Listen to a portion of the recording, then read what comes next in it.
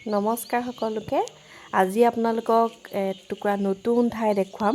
গোলাঘাটতে আছে আৰু বহুত কেইজন আহিছে যদিও মই জানো যে বহুতখিনি এই ঠাইখিনিৰ ভিতৰৰ অংশ দেখা নাই।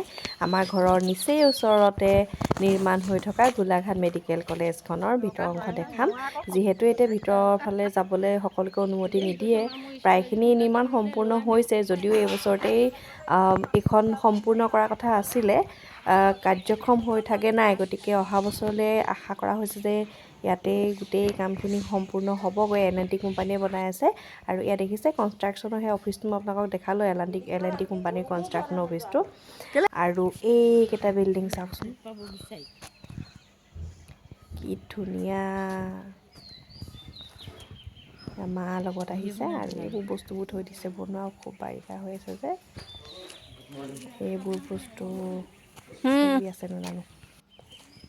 আৰু এয়া মই হোষ্টেল এইখিনি হোষ্টেল। এইটো এডমিনিষ্ট্ৰেটিভ এইটো নেকি? এইটো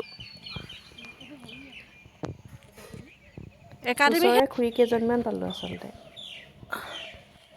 এই লগতে লৈ ওলালোঁ। কি ডাঙৰ দেখিছেনে বাৰু, কিমান ডাঙৰ।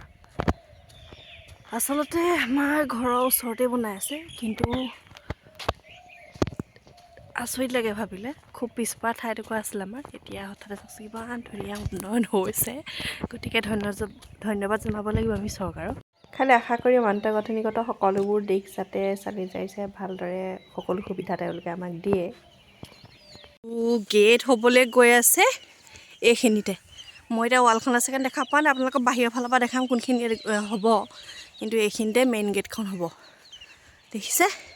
আৰু সৌৱা যে গছজোপা মই প্ৰথম দেখাইছিলোঁ, সেইখিনি আচলতে শিৱ মন্দিৰ এভাগ আছিলে, পূজা অৰ্চনা কৰা হয়। মন্দিৰ নিচিনাকৈ নহয়, এনেই সৰুকৈ চাকি তাকি দিয়া হয়। আৰু এইখিনিতে গেটখন হ'ব। আচলতে বহুত মানুহৰ ঘৰ বাৰী উঠোৱা হৈছিলে, উচ্চন কৰাৰ পিছত এইখিনি বনোৱা হৈছে। ডাঙৰ এটা এৰিয়া।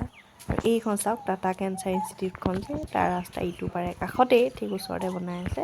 আৰু এইখনো খুব যথেষ্ট ডাঙৰ, দেখিছে আপোনালোকে। ধুনীয়া গেটখন হ'ব যে কৈছিলোঁ, সেইয়া মেইন ৰাস্তা সেইফালেদি সোমাব আৰু এনেকৈ দি গৈ এইখিনিতে গেটখন হ'ব। এইখিনিতে মই যে দেখাইছিলোঁ সেইটোপা।